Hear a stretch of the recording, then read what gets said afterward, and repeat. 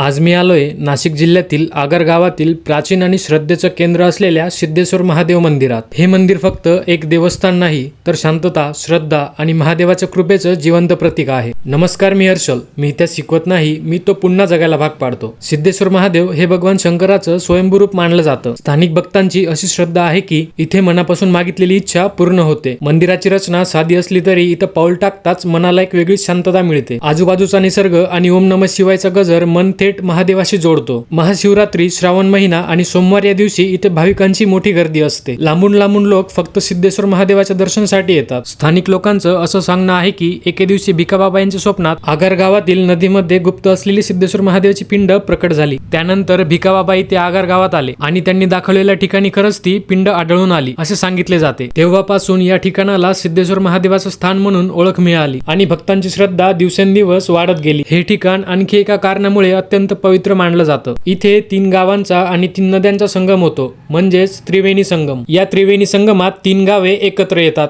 चिंचावड, लहान आगार आणि मोठी आगार। तसंच इथे 3 नद्यांचा संगम होतो, मांजरे नाला, खारी नाला आणि गिरणा नदी। स्थानिक लोकांच्या मते जिथे भूमीचा, पाण्याचा आणि श्रद्धेचा संगम होतो ते ठिकाण स्वतः देवत्व धारण करतं। म्हणूनच आगर गावातील सिद्धेश्वर महादेव आणि हा त्रिवेणी संगम श्रद्धेने आणि चमत्काराने ओतप्रोत भरलेला आहे। हे मंदिर एका गावाचं नाही तर 3 गावाच्या एकतेचं प्रतीक आहे। चिंचावड, लहान आगार आणि मोठी आगार या 3 गावांनी एकत्र येऊन आपापल्या कुवतीनुसार पैसे जमा केले आणि श्रद्धेने हे सिद्धेश्वर महादेवाचं मंदिर उभारले। असेच आध्यात्मिक व्हिडिओ बघण्यासाठी पेजला फॉलो नक्की करा व जोडून राहा माझ्यासोबत। तोपर्यंत सर्वांना जय जिजाऊ, जय शिवराय, जय शंभूराजे।